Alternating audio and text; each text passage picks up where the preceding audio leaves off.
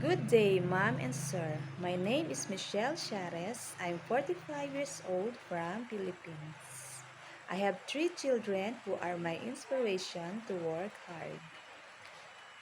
I have 16 years overseas working experience.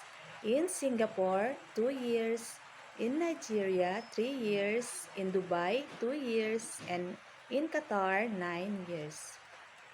I am skilled in taking care of children, like giving them food, bathing them, helping them to their homework, playing with them, and sending them to school. I can also do household chores like cleaning, cooking, ironing, laundry, and etc. I am hardworking, honest, and flexible. I am willing to learn and adapt new environments.